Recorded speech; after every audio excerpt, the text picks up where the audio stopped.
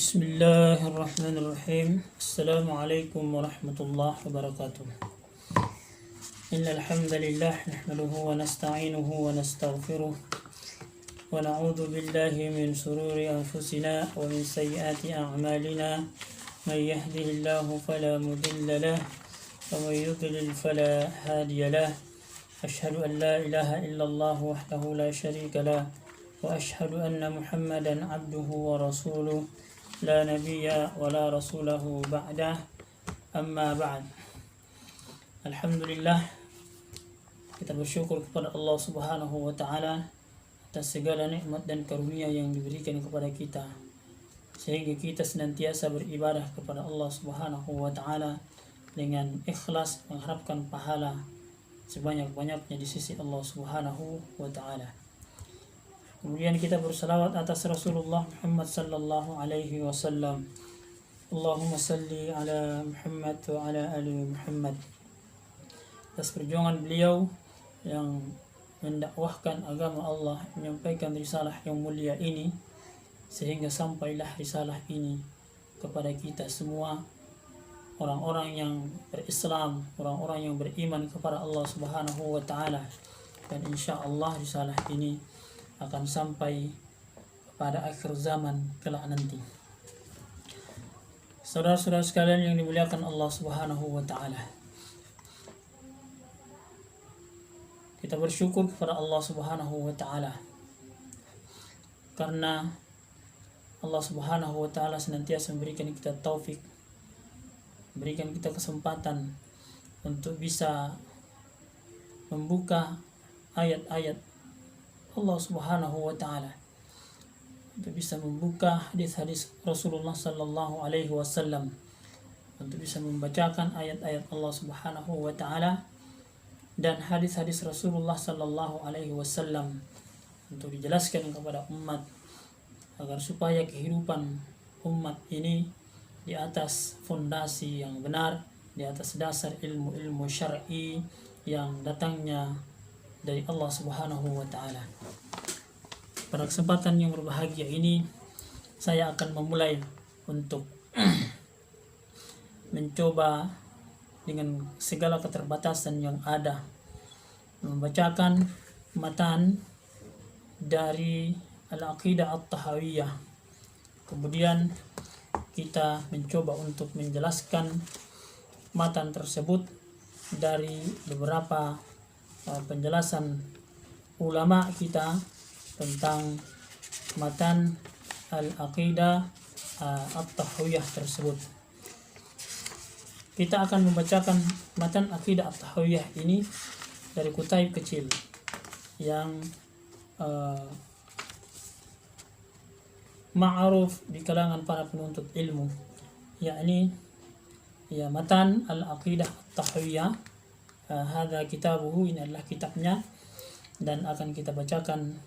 Kemudian kita akan jelaskan sedikit demi sedikit sesuai dengan apa yang kita bisa jelaskan, karena tentunya yang membacakan matan ini adalah al-faqir yang sangat terbatas ilmu-ilmu syar'i yang dimilikinya. Kita memulai pembacaan matan kitab kita dengan pertama memperkenalkan siapa sebenarnya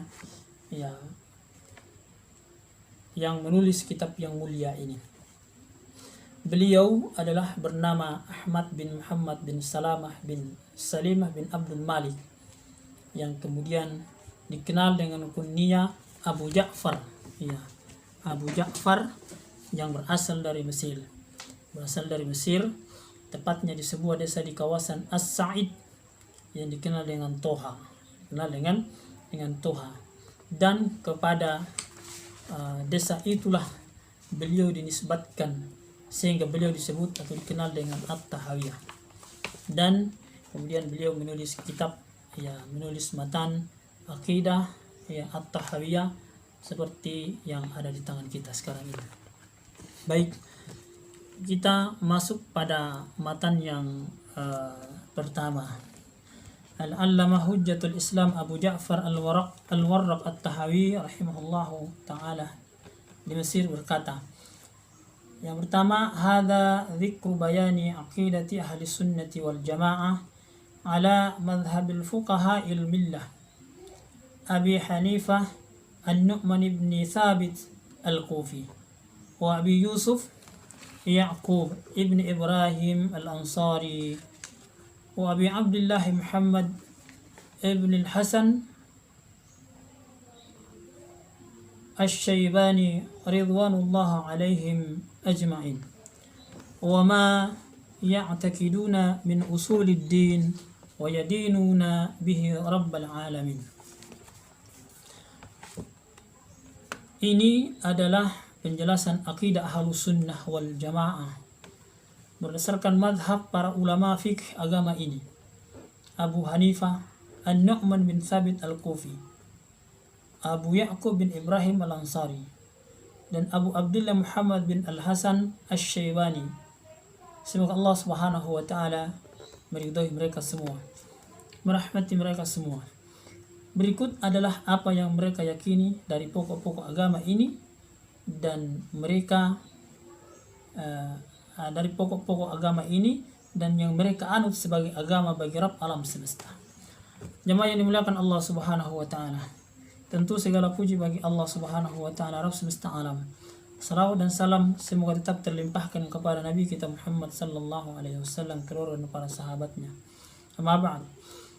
Setelah kita membacakan matan yang pertama dari kitab ini, dari Kutaib Al-Aqidah At-Tahawiyah yang ada di tangan kita ini, maka sedikit kita menjelaskan tentang matan yang pertama ini, bahwa sesungguhnya akidah adalah fondasi agama, yaitu yang terkandung di dalam persaksian tiada Tuhan atau tidak ada Tuhan yang berhak, tidak ada ilah yang berhak disembah secara benar selain Allah Subhanahu wa taala, dan bahwasanya Nabi kita Muhammad sallallahu alaihi wasallam adalah Rasul Allah, dan ia adalah rukun pertama dari rukun-rukun Islam. Yakni ini berdasarkan juga dari hadis Ibnu Umar radhiyallahu anhu. Beliau berkata, Rasulullah sallallahu alaihi wasallam bersabda, "Bunyal Islamu ala khams syahadati an la ilaha illallah wa anna Muhammadar Rasulullah wa iqamis salah wa ita'iz zakah wal haji wa shaum Ramadan." Bahwa Islam didirikan di atas 5 dasar. Bersaksi bahwa tidak ada Tuhan yang berhak disembah selain Allah, dan bahwasanya Nabi Muhammad sallallahu alaihi wasallam adalah Rasul Allah. Kemudian mendirikan salat, menunaikan zakat, kemudian haji dan puasa di bulan Ramadan. Hadis ini diriwayatkan oleh Imam Bukhari dan Imam Muslim. Saudara sekalian yang dimuliakan Allah Subhanahu wa taala, maka wajib kita memberikan perhatian dan keseriusan kepadanya dan ilmu dan berilmu tentangnya. Tentu berilmu dengan apa yang dapat meyakinkan kepada kita tentang persaksian itu, tentang syahadat itu, sehingga seorang muslim benar-benar berpijak di atas ilmu yang mantap, di atas basirah, dan juga didasari dengan akidah yang sahih. Karena apabila agama tegak di atas dasar yang sahih, maka dia akan menjadi agama yang lurus dan diterima oleh Allah Subhanahu wa taala. Sedangkan apabila dia tegak di atas akidah yang kacau, yang goncang, yang tidak benar, atau akidah yang rusak, maka agama pun akan menjadi tidak sahih dan tidak tegak di atas dasar yang seharusnya atau yang semestinya.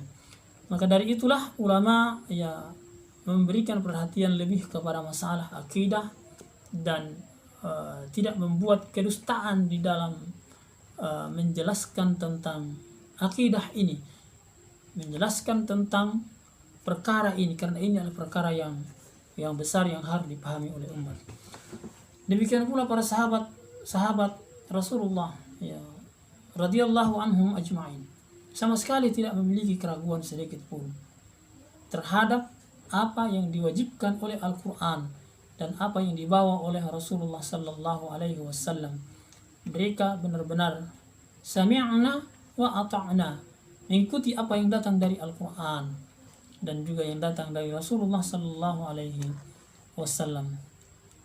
Karena itu adalah sesuatu yang sangat penting agar supaya semua kaum muslimin yang beriman kepada Allah Subhanahu wa taala dan Rasulnya sallallahu alaihi wasallam memahami dengan sebaik-baiknya perkara yang berkaitan dengan akidah ini. Begitu juga dengan persoalan ini, bahwa ini adalah merupakan salah satu bentuk penjagaan dan pemeliharaan Allah Subhanahu wa taala terhadap agama yang mulia ini, bahwa Dia Subhanahu wa taala telah menetapkan suatu pasukan yang penuh dengan amanah, terpercaya untuk menyampaikan agama yang mulia ini, yakni dari para sahabat-sahabat Rasulullah sallallahu alaihi wasallam, dari para tabi'in sampai kepada para tabi'in dan para ulama, dan diteruskan oleh para ulama sekarang ini. Di antara ulama salaf, ulama salafus saleh yang teguh berpijak di atas akidah yang kokoh yang bersumber dari Rasulullah sallallahu alaihi wasallam, kemudian mengikuti para sahabat-sahabatnya radhiyallahu anhum ajma'in, adalah imam-imam yang empat yang kita sebutkan dalam matan tadi, yang kita bacakan di dalam matan tadi, yakni Imam Abu Hanifah, kemudian Imam Malik, kemudian Imam Asy-Syafi'i, dan Imam Ahmad. Tentunya diikuti dengan ulama-ulama lain yang tegas, yang tegar, yang teguh membela akidah ini dan meluruskan serta menjelaskan dan mengajarkan kepada umat, khususnya kepada para pencari ilmu. Kemudian saudara sekalian, jemaah yang dimuliakan Allah Subhanahu wa taala, para pengikut imam yang empat ini juga memberikan perhatian besar terhadap akidah ini. Mereka mempelajari, mengajarkan, menghafalkannya untuk murid-murid mereka, kemudian menulisnya di dalam kitab-kitab, di dalam buku, di dalam kitab-kitab yang penting, dan salah satu di antaranya adalah kitab yang sedang kita bahas pada saat ini. Dan mereka memiliki perhatian yang besar terhadap akidah ini, sehingga dengannya akidah umat ini bisa terjaga dengan baik. Maka berkenaan dengan persoalan ini, berkaitan dengan masalah ini, kita harus berusaha untuk bagaimana punya perhatian yang besar, punya perhatian yang serius terhadap akidah ini, agar supaya kita berakidah yang benar, agar supaya akidah kita ini tidak rusak disebabkan karena banyaknya pula ajaran-ajaran, banyaknya pula pemikiran-pemikiran yang datang, yang secara sederhana kita melihatnya baik, tetapi setelah ditelusuri dengan baik justru dia merusak akidah kaum muslimin. Maka ini adalah awal dari pembacaan kita terhadap kitab Al-Aqidah At-Tahawiyah ini, dan insya Allah akan kita terus membacakannya, mencari penjelasannya, mencari referensi-referensi untuk dijelaskan dengan perlahan-lahan, agar supaya umat ini bisa memahami dengan baik hal-hal yang berkaitan dengan akidah At-Tahawiyah ini. Jemaah yang dimuliakan Allah Subhanahu wa taala, saudara-saudara sekalian yang senantiasa berada dalam penjagaan Allah Subhanahu wa taala, kiranya demikian pembacaan kita pada kesempatan ini tentang matan Al-Aqidah At-Tahawiyah dan sedikit penjelasan yang berkaitan dengan itu. Semoga ini bisa bermanfaat dan bisa memberi ilmu dan basirah kepada kita, agar supaya kita berada di atas jalan atau di atas akidah yang lurus, yang sahih, dan bukan di atas akidah yang rusak. Syukran wa jazakumullahu khairan atas perhatiannya. Mohon maaf atas segala kekurangannya. Subhanakallahumma rabbana bihamdik, asyhadu an la ilaha illa anta wa nastaghfiruka wa natubu ilaik. Wa akhiru da'wana anil hamdulillahi rabbil alamin. Wabillahi taufiq wal hidayah. Wassalamualaikum warahmatullahi wabarakatuh.